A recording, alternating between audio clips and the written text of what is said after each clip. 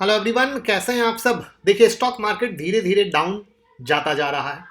धीरे धीरे इसलिए बोल रहा हूं क्योंकि हर एक गिरावट के बाद वो साइडवेज हो जाता है और फिर सडन बड़ी गिरावट, जैसा कि आपने आज भी देखा। तो कुछ चीजें क्लियर कट समझनी जरूरी है जिससे रिटेल इन्वेस्टर को फायदा हो और शायद वो फंसे ना। इस चीज की मैं कोशिश करूंगा। तो एक वो जो मार्केट में सबसे बड़ी चीज है कि मार्केट जो गिर रहा है, यहां पर दो तरीके की कहानी बनती है।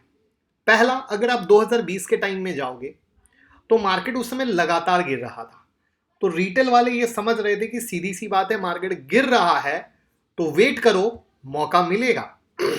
लेकिन अभी थोड़ा गिरता है, थोड़ा बढ़ता है, थोड़ा गिरता है, थोड़ा बढ़ता है।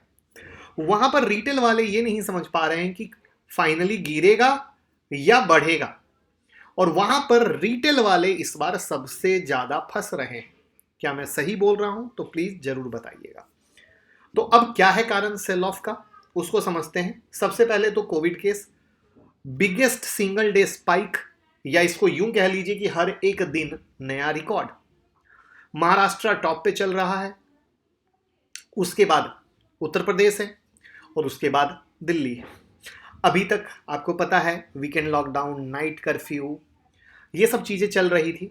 बट कंडीशन वर्स्ट हो गई तो वहां पे आज आपने देखा कि दिल्ली में कंप्लीट कर्फ्यू लगाया गया नेक्स्ट मंडे तक। अदर जगह भी बहुत रूल को टाइट किया जा रहा है और चीजों को सख्त किया जा रहा है कि कंट्रोल किया जा सके। लेकिन अगर कंप्लीट कर्फ्यू की बात करें तो दिल्ली में आज आ गया।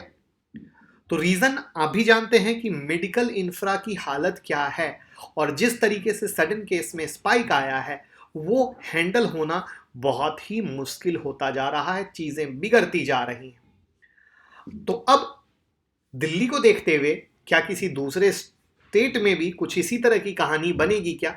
ये एक सबसे बड़ा नजर रखने वाला कहानी होगा। दूसरा है जिससे कि क्या है, अगर ये लॉकडाउन जो है इंपैक्ट कहां पे है? सिंपल इकोनॉमी पे। दूसरी जो चीज है अर्निंग ग्रोथ। अब जब कोरोना से इकोनॉमी हिट करेगी तो कंपनी के अर्निंग पर इंपैक्ट आएगा, जिससे जो इकोनॉमी धीरे धीरे लाइन पर आ रही थी वो वापस से पटरी से उतर सकती है, जिससे इन्वेस्टर के बीच डर का माहौल आ गया है। तीसरा, जीडीपी डाउनग्रेड। अब क्योंकि मार्केट सेंटिमेंट्स पर चलता है, वहां पर एक भी न्यूज निगेटिव सेंटिमेंट्स को बढ़ाने में हेल्प करती है। अब जैसे ब्रोकिंग हाउस जो हैं, उनका पसंदीदा क्या काम है? जब चीजें अच्छी हो तो ग्रेड को अप कर दो, जब चीजें खराब हो तो ग्रेड को डाउन कर दो।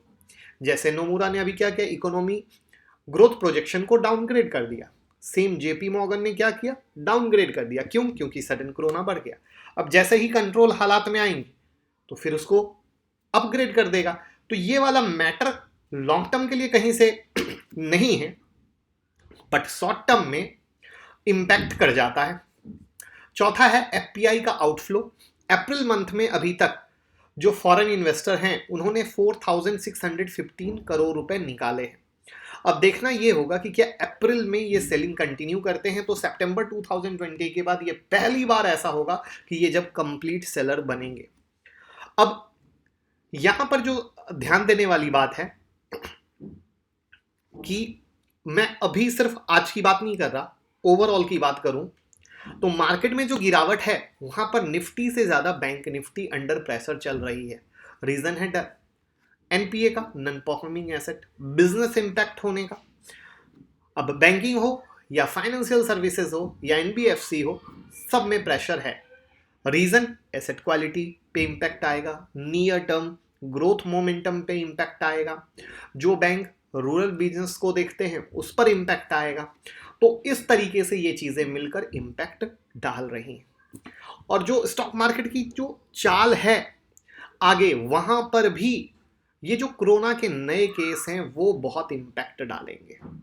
और वो धीरे धीरे, चूंकि मैं फिर से रिपीट करूंगा, गिरावट एक बार में इसलिए नहीं है क्योंकि पहले लोगों को पता नहीं था कोरोना क्या है, अब लोगों को पता है। तो ये जो धीरे धीरे का माहौल है, वहां पे थोड़ा नीचे थोड़ा ऊपर, रिटेल वालों को प्लीज केयरफुल रहना है, क्योंकि मार्केट सिर्फ हर उछाले में आपको सेलिंग का मौका दे रहा है। उसके अलावा वो कुछ दूसरा नहीं दे रहा।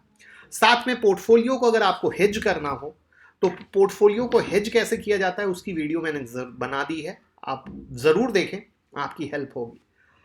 तो रिटेल वाले थोड़ी भी ग्रीन कैंडल को देखकर अभी ओवर एक्साइटमेंट ना पालें, बल्कि मार्केट के ट्रेंड में चलें और मार्केट को एक बार कोरोना के लेवल को स्टेबल होने दें, या फिर आप एसआईपी मोड आ जाएं। एसआईपी मोड सबसे अच्छा मोड है जहां पे आपका इन्वेस्टमेंट हर मंथ थोड़ा थोड़ा होने वाला है, और हर मंथ थोड़ा थोड़ा होने में अगर मार्केट गिरता भी है तो हर लेवल पे आपका एक्यूमुलेशन होगा।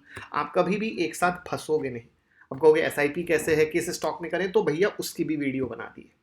तो मैं पोर्टफोलियो हेज वाला और स्टॉक एसआईपी वाला दोनों वीडियो का लिंक डिस्क्रिप्शन में डाल दूंगा, और साथ में रिटेल भाई से हाथ जोड़ के विनती करूंगा कि प्लीज़ रात के 10:30 बजे का शो मिस ना करें, जहां पे जो ट्रेड मैं देता हूं उसी पे पैसा कमाएं, तो आपका काफ़ी अच्छा आप मुनाफा कमा लेंगे। बाकी 25 अप्रैल की ऑनलाइन क्लास ज्वाइन करें, जहां आप खुद से लेवल निकाल पाएंगे, खुद से intraday, swing, positional, cash market में, इक्विटी मार्केट, कैश मार्केट में, फ्यूचर मार्केट में, ऑप्शन में, कहीं भी आप ट्रेड कर सकते हैं। कॉल करें 9708094321 पे, टीम से बात करें। Thank you so much.